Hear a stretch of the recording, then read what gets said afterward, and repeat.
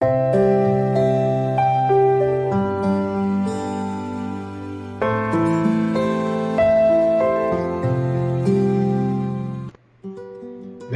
graças a Deus por estarmos aqui nesta ocasião, que o Deus Todo-Poderoso prossiga nos abençoando grandemente, que o Deus Eterno possa falar aos nossos corações através da sua palavra. Eu peço uma bênção muito especial sobre a vida daqueles que estão aqui presentes nesta ocasião e que o Deus Todo-Poderoso possa abençoar aqueles que futuramente irão me ouvir através do YouTube. Aqueles que estiverem com a sua Bíblia, por gentileza, abrem Lucas, no capítulo 1, de versículos 26 até o 33. Será a exposição das Escrituras nesta ocasião. Em Lucas, no capítulo 1, de versículos 26 até o 33, onde nós temos aí um relato da anunciação do nascimento do Deus Todo-Poderoso em forma de homem, o nosso amado Salvador, Jesus Cristo. E nos diz assim, no 6º mês, foi o anjo Gabriel, enviado da parte de Deus para uma cidade da Galileia, chamada Nazaré, a uma virgem desposada com certo homem, da casa de Davi, cujo nome era José. A virgem chamava-se Maria. E entrando o anjo, aonde ela estava, disse: Alegra-te, muito favorecida, o Senhor é contigo. Ela, porém, ao ouvir esta palavra, perturbou-se muito e pôs-se a pensar no que significaria essa saudação. Mas o anjo lhe disse: Maria, não temas, porque achaste graça diante de Deus. Eis que conceberás e darás à luz um filho,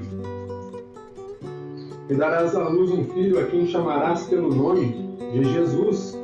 Este será grande e será chamado Filho do Altíssimo.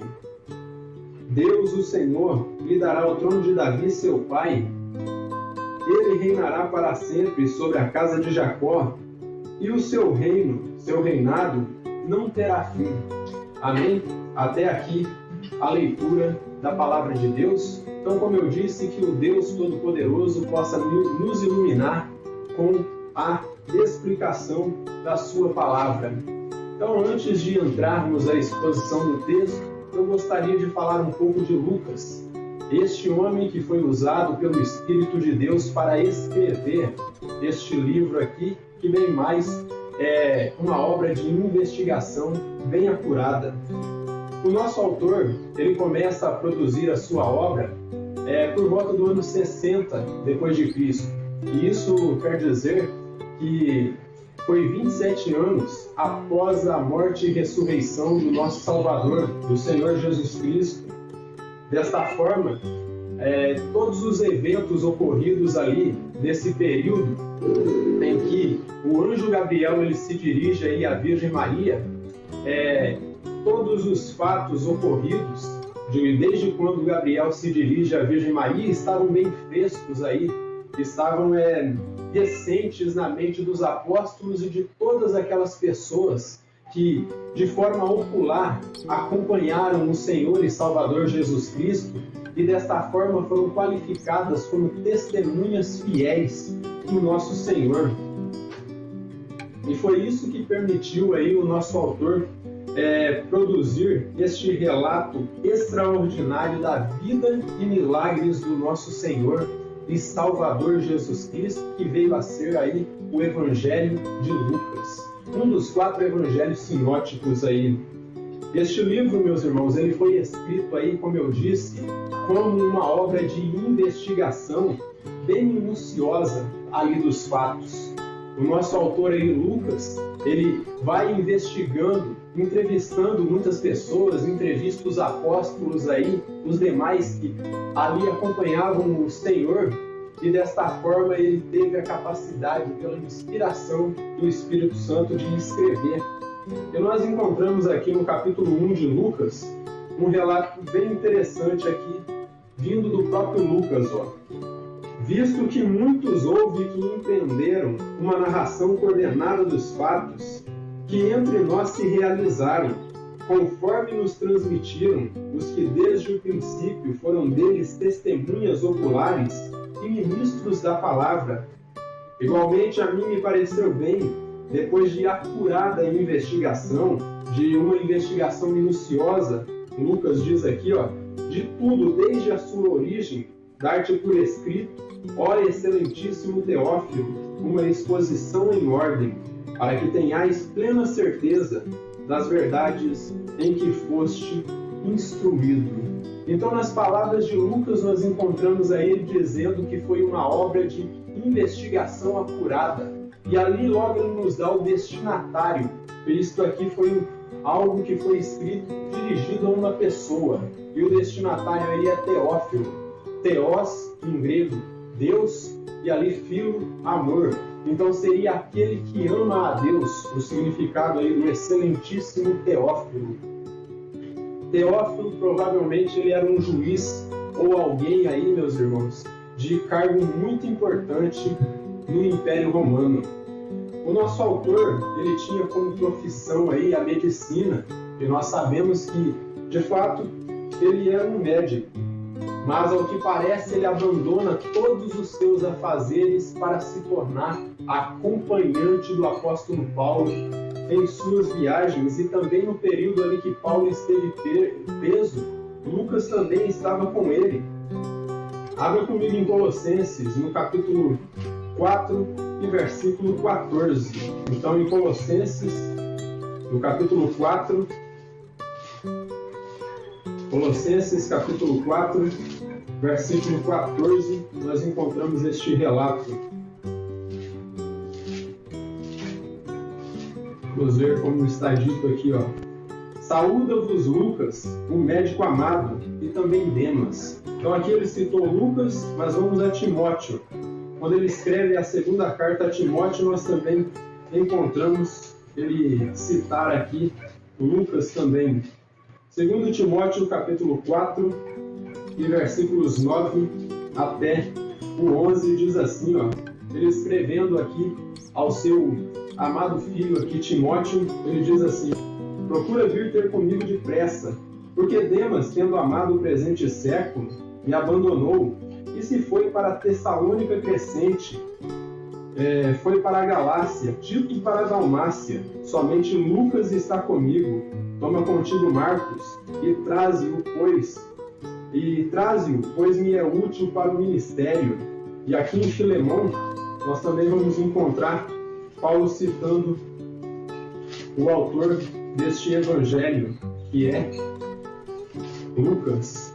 Então, aqui no verso 24, ele diz assim, Marcos, Aristarcos, Demas e Lucas, meus cooperadores. Então nós encontramos aqui que Lucas era um dos cooperadores do apóstolo Paulo. Lucas, aqui tudo indica, meus irmãos, ele era grego de nascença, ele era grego de nascimento, mas ele era alguém que tinha relação ali com os judeus, com os hebreus. Por quê? Era alguém que conhecia muito bem aí a lei mosaica, ele conhecia muito bem a lei de Moisés. E é provável que sua mãe aí fosse judia, e é por isso que ele tinha tanto conhecimento a respeito da lei de Moisés. Então nós chegamos aqui ao nosso texto. Então no verso 26 nós encontramos no capítulo 1 de Lucas o seguinte dizer, no 6º mês foi o anjo Gabriel enviado da parte de Deus para uma cidade da Galileia chamada Nazaré. Nós encontramos no relato de Lucas aqui aquele que foi enviado a uma cidade pequena ali, uma vila pequena lá de Israel chamada Nazaré. E essa cidade fica distante de Jerusalém, ali a capital, cerca de 140 quilômetros. Então, Gabriel, diante do relato aí de Lucas, ele vai se encontrar com Maria, uma jovem pobre ali que estava desposada com um moço também muito humilde que era o carpinteiro da cidade, José. Desta forma nós vemos aqui o anjo Gabriel anunciando o maior evento que ocorreu aqui nesta terra, e tratava-se do anúncio da chegada do Messias, aquele que seria é a propiciação por nossos pecados, aquele que tiraria todos os nossos pecados e se tornaria o Salvador do mundo. Então, diante do relato de Lucas, nós encontramos aquele Gabriel que se dirige à Virgem Maria, que estava ali numa cidade chamada Nazaré, como eu disse, 140 quilômetros da cidade de Jerusalém. Ele vem anunciar a chegada do Messias, aquele que seria o Salvador, a propiciação dos nossos pecados, e colocaria a sua vida por resgate de muitos. Abra aqui em Mateus 20, verso 28, e é aí que nós encontramos este relato, onde diz que ele colocaria a sua vida em resgate de muitos. E diz assim, tal como o Filho do Homem, que não veio para ser servido, mas para servir e dar a sua vida em resgate de muitos.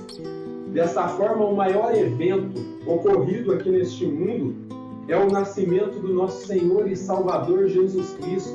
E por que o maior evento que ocorreu neste mundo? Porque ali, de fato, foi a entrega da maior bênção que Deus deu à humanidade. O maior presente que Deus daria à humanidade seria o seu único Filho. O reverendo William Soto Santiago, ao comentar esse verso aqui, no seu livreto O Mistério da Data de Nascimento de Jesus, na página 7, em espanhol, ele diz assim, preste atenção, agora, a vinda de Jesus a este planeta Terra é a maior bênção que a raça humana tem recebido. Ele é o segundo Adão, que veio para redimir a raça humana, veio para restaurar a raça humana à sua posição original. Por isso Jesus é o Redentor, e o nome Jesus significa Redentor ou Salvador, ou melhor dizendo, Deus é salvação. Este é o nome de Jesus, ou Yeshua em hebraico, o maior presente que o Eterno deu para a humanidade. Então, deste modo, nós devemos entender que a verdadeira magia do Natal, meus irmãos, é nós estarmos celebrando este presente que o Criador nos deu há mais de 2000 anos atrás. Então, a verdadeira magia do Natal consiste em celebrarmos o maior presente que o Eterno nos deu, que seria o seu único Filho sendo imolado ali na cruz do Calvário como Cordeiro de Deus sem mancha e sem mácula. Este foi o maior presente que o Eterno deu à humanidade. Mas nós devemos nos relembrar disto, que celebrar este evento aí, este maior evento que ocorreu entre os seres humanos, não é só em 25 de dezembro, nós devemos estar celebrando todos os dias de nossas vidas, lembrando que o Eterno, Ele nos deu o maior presente que Ele poderia nos dar, que foi o seu único Filho. Verso 27, veja o que nós encontramos aqui, e diz assim, a uma virgem desposada com certo homem da casa de Davi, cujo nome era José, a virgem chamava-se Maria. Aqui Gabriel ele se dirige a Maria, como eu disse, uma jovem humilde que foi escolhida por Deus para trazer o seu único filho a este mundo como um ser humano. A jovem que foi escolhida por Deus e era Maria, uma jovem que estava desposada, como eu disse, com José, um carpinteiro, descendente ali do rei Davi. Esta jovem era uma virgem e ela estava desposada ali com José. E o anjo agora se dirige a ela e diz que ela vai conceber e vai dar à luz um filho. Mas o casamento ainda não havia sido consumado, porque o que eles tinham era apenas um acordo entre os pais ali, acordo esse que era o acordo de noivado, que durava cerca de 1 ano. E se ocorresse alguma coisa com José ali, o seu noivo, durante esse período, se por acaso ele acabasse morrendo, essa virgem aí, ela seria chamada viúva virgem. E o porquê? Porque o seu marido morreu antes de consumar o casamento. E isso demonstra para nós que o noivado ali era algo bastante sério, muito mais sério do que é nos dias de hoje. E era equiparado aí com o casamento, que era algo muito importante, que, como eu disse, esse noivado durava cerca de 1 ano. E ela ainda seguia morando com seus pais, mesmo que seguisse morando com seus pais, aos olhos de toda a sociedade ali, dessa pequena vila, ela já era considerada casada. Tal o grau de importância aí deste acordo. Então, como eu disse, se algo acontecesse com o seu noivo antes dela se casar, ela seria chamada de a viúva virgem, porque o noivo morreu antes mesmo de consumar o casamento. E este acordo aí nupcial, esse acordo de noivado era algo tão sério, meus irmãos, e era considerado como que um casamento mesmo, e só poderia ser rompido, só poderia ser quebrada essa aliança de noivado aí mediante divórcio, porque era algo muitíssimo sério. Verso 28, veja o que nós encontramos aqui, ó. E entrando o anjo aonde ela estava, onde Maria estava, disse: alegra-te, muito favorecida, o Senhor é contigo. E o que nós encontramos aqui? Gabriel se dirige a Maria, se dirige a ela e diz a ela que ela havia sido muito favorecida, havia sido agraciada, não no sentido de que agora ela seria fonte de graça, mas de que a graça de Deus estaria repousando sobre ela, no sentido de que a graça de Deus havia vindo sobre ela, não que ela fosse cheia de graça, e nem tampouco fonte de graça para outros. Então a tradução que traz aqui a Almeida Revista Atualizada, ela expressa muito bem o que Lucas escreveu aí no grego, e por isso que diz aí, alegre-te, muito favorecida. Leon Morris, ao comentar o versículo 30, não o versículo 28, ele diz algo bastante interessante a respeito deste ponto. Ó. Nós encontramos algo semelhante aí no verso 28 e no verso 30. Então diz assim, ó, é naturalmente um total mal-entendido traduzir as palavras achaste graça diante de Deus por Ave Maria cheia de graça, e passar a entendê-las no sentido de que Maria haveria de ser uma fonte de graça para outras pessoas. E segue aqui Leon Morris, Gabriel está simplesmente dizendo que o favor de Deus repousava sobre ela. Não é que ela estava cheia de graça, que ela se tornou agora a rainha do céu, não. O que Deus estava dizendo por meio do seu mensageiro Gabriel ali era o seguinte, que ela havia sido favorecida por Deus, um presente havia sido dado a ela, que era o filho que ela conceberia. E por isso que ela foi agraciada por ser a jovem escolhida que daria luz ao Messias, que daria luz ao Filho de Deus. E no verso 29, veja o que nós encontramos ali, ó. Ela, porém, ao ouvir estas palavras, perturba-se muito e pôs-se a pensar no que significaria esta saudação.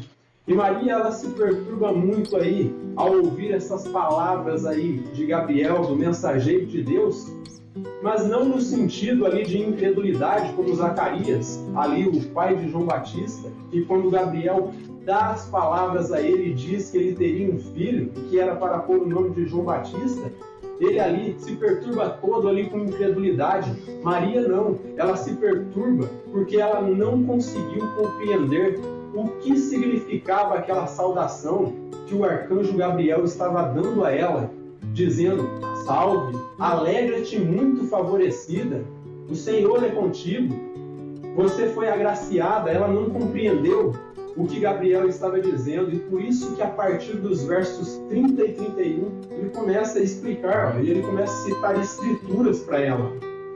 Mas o anjo lhe disse, Maria, não temas, porque achaste graça diante de Deus, eis que conceberás e darás à luz um filho, a quem chamarás pelo nome de Jesus. Então Gabriel ele começa aí a explicar essa saudação aí para Maria, começa a explicar a respeito do milagre que o Criador, que o Eterno, o Deus de Israel, iria operar na vida dessa jovem, o milagre que iria operar através dela. E isso ele faz usando as Escrituras. E a primeira Escritura que ele faz alusão aí é Isaías 7,14.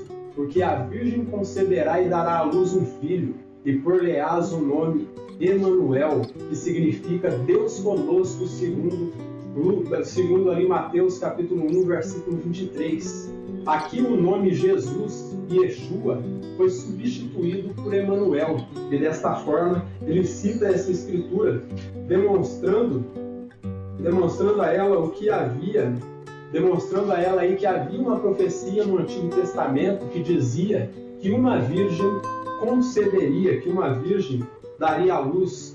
A palavra virgem que nós encontramos ali no livro de Isaías, em hebraico é almá, que significa o quê? Significa uma jovem que ainda não se casou. E por isso que era virgem, porque ainda não se casou. E no grego nós encontramos a palavra paternos, que significa literalmente virgem. Não faz referência a uma jovem que recentemente se casou ou que ainda iria se casar. Essa palavra paternos aí em grego, nós traduzimos ela literalmente como virgem. Então, nós encontramos ali que essa virgem daria à luz um filho, que este seria Deus entre os homens, Deus feito homem. Segundo o relato aí de Mateus, capítulo 1, versículos 23. Abra comigo aí em Mateus, no capítulo 1, versículo 23. Nós encontramos a mesma profecia falando a respeito do Filho de Deus que nasceria.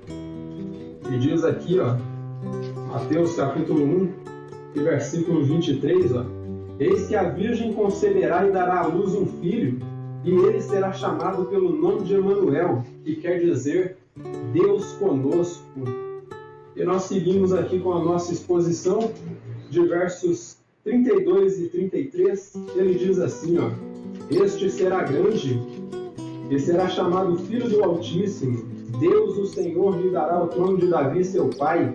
Ele reinará para sempre sobre a casa de Jacó, e o seu reinado não terá fim.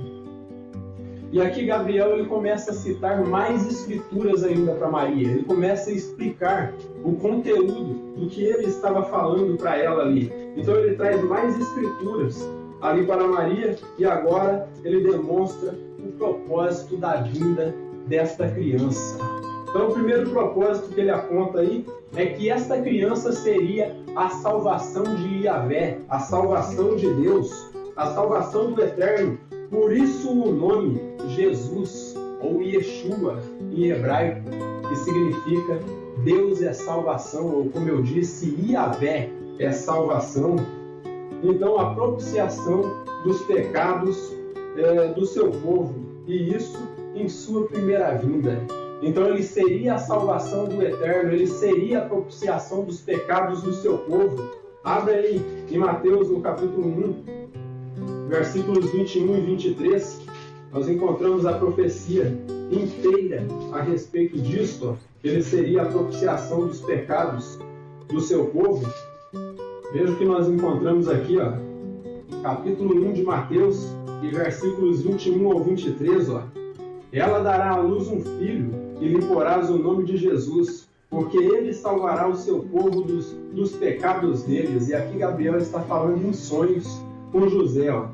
Ora, tudo isto aconteceu para que se cumprisse o que fora dito pelo Senhor, por intermédio do profeta Isaías.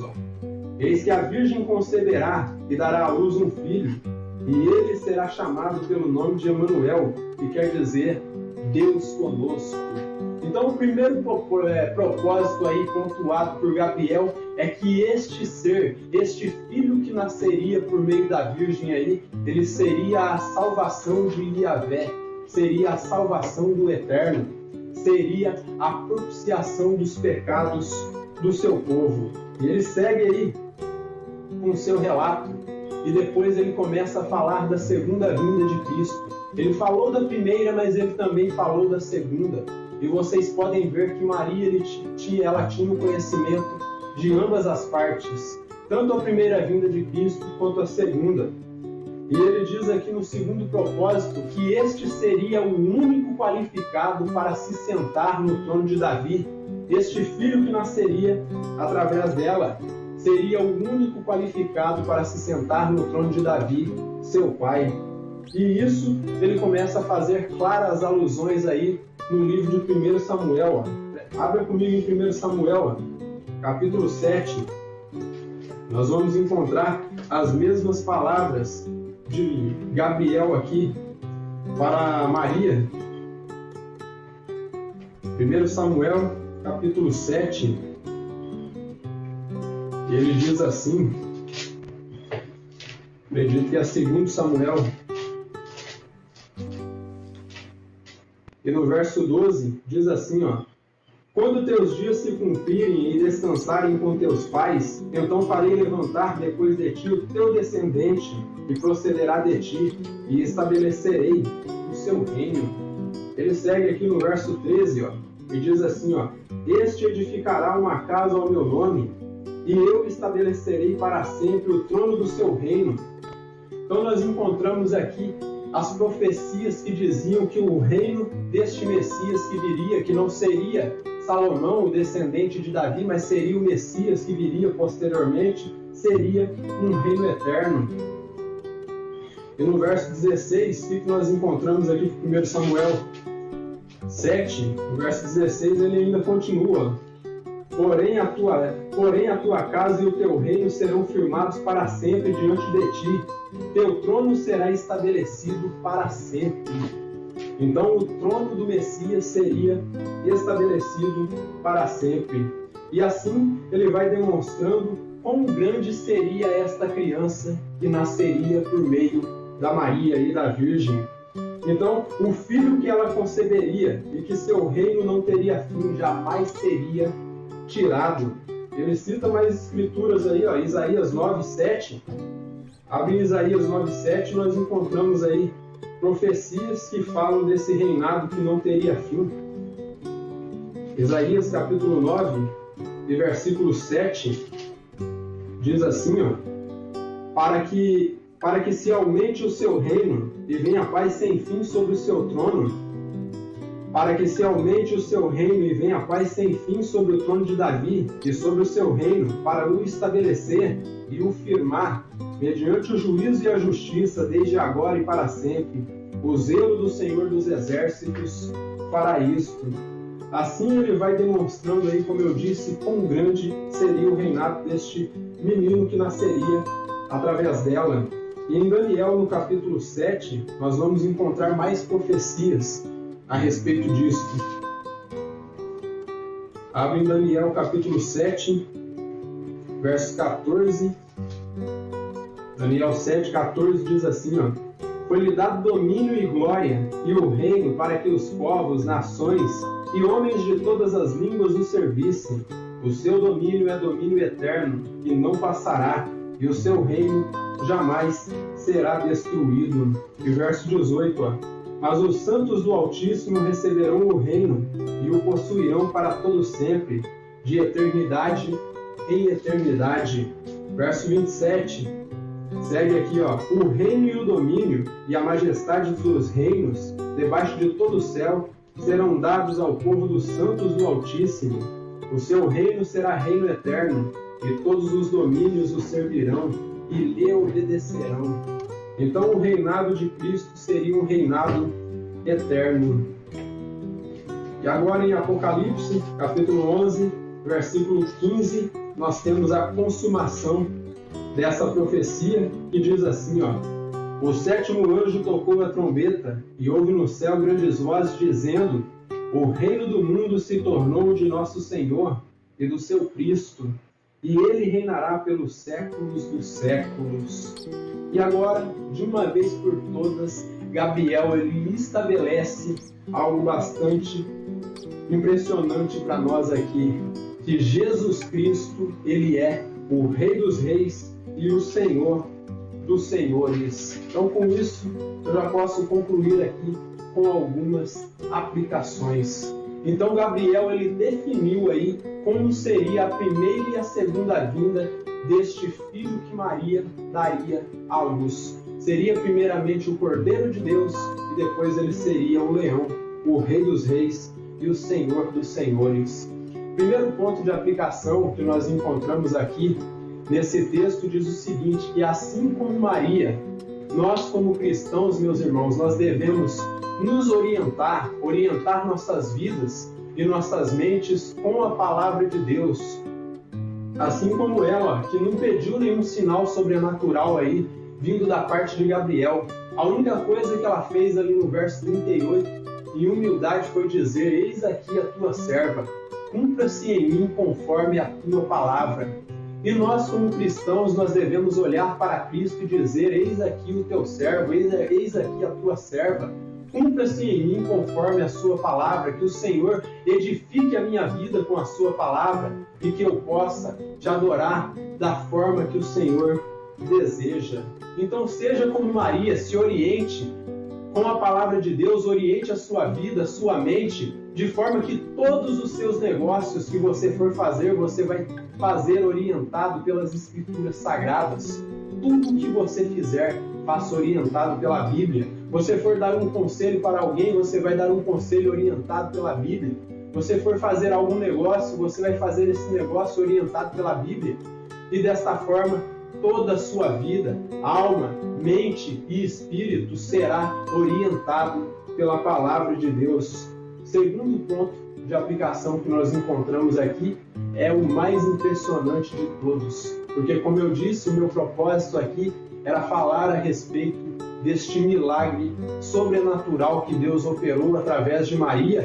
Este que nós encontramos que foi o maior presente que Deus deu à humanidade.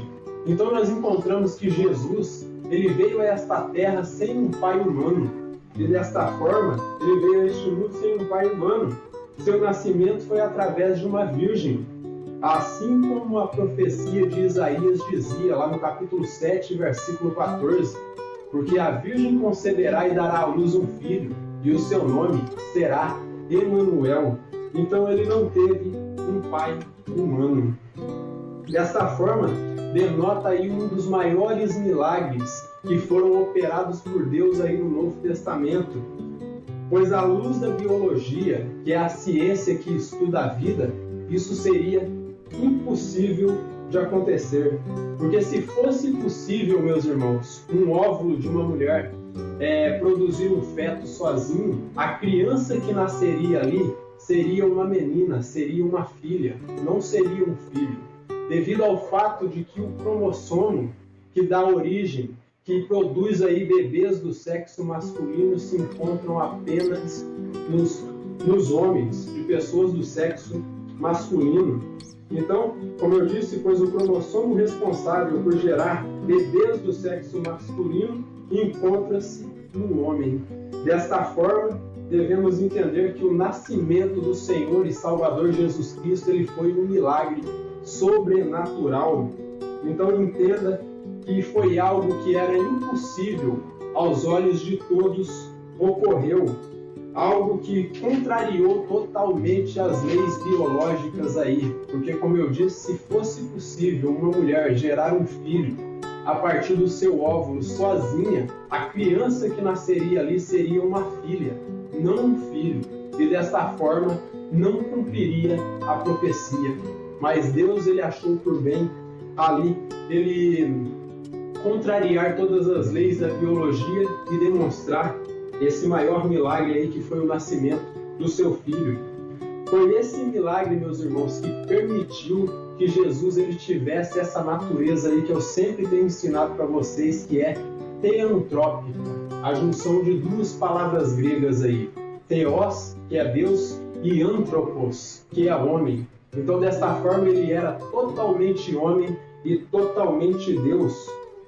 Ou seja, completamente homem e completamente Deus, nascendo desta forma um corpo incontaminado com o pecado. Abre aí em Hebreus, no capítulo 4, versículo 15, nós encontramos o testemunho do autor da carta aos Hebreus, falando que Jesus ele veio sem pecado.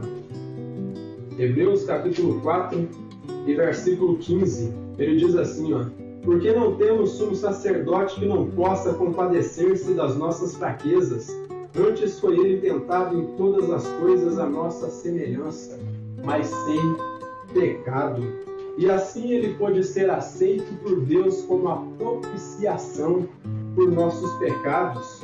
Ele foi aceito por Deus como, de fato, aí, aspersão por nossos pecados, pois de fato ele é o homem perfeito o Cordeiro sem mácula. Desta forma, celebre o maior presente que o Deus eterno deu para a humanidade, que foi o seu único Filho, aquele que primeiramente foi Cordeiro, se entregou e morreu por cada um de nós, e logo, neste tempo final, ele se tornará o leão, o Rei dos Reis e o Senhor dos Senhores. Que o Eterno nos abençoe grandemente.